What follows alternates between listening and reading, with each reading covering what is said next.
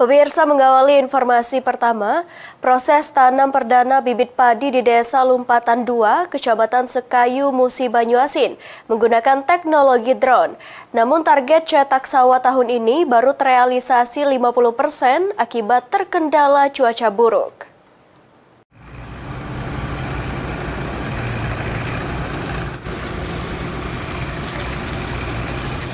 Inilah proses tanam perdana cetak sawah rakyat di Desa Lumpatan 2, Kecamatan Sekayu, Kabupaten Musi Banyuasin.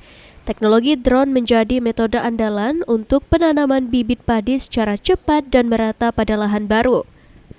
Program tanam perdana digelar serentak di 7 kabupaten kota di Provinsi Sumatera Selatan.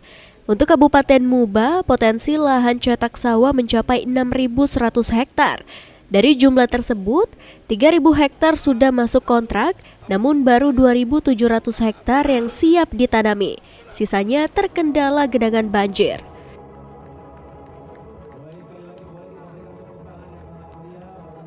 Alhamdulillah, kita telah melaksanakan tanam perdana di Kabupaten Musi Banyuasin. Pada pelaksanaan tanam perdana ini khusus di Banyuasin seluas 109 hektar. Namun dengan adanya 7 kabupaten dan kota, jadi seluruhnya 323 hektar. Target untuk cetak sawah ini untuk tahun ini atau? Target untuk tahun ini sesuai dengan kontrak kami seluas 28.000 hektar, kurang lebih 28.000 hektar itu sampai dengan di bulan Desember ini 50% bisa kita kerjakan sesuai dengan target kami. Ini sudah siap menanam perdana. Berapa kabupaten tadi Pak? 6 ya? 7 kabupaten. 7 kabupaten termasuk Musi Banyuasin melaksanakan IP1 di 2025. Kenapa IP1? Karena memang cetak sawahnya baru selesai.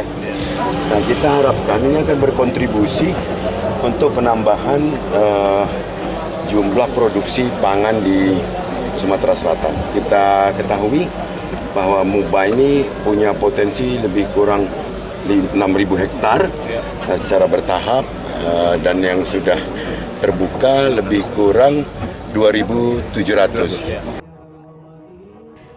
Program nasional cetak sawah diharapkan mampu mendorong kemandirian pangan, memperluas lahan pertanian baru dan memberikan akses lebih baik bagi petani terhadap irigasi, benih unggul, teknologi, dan mekanisasi pertanian.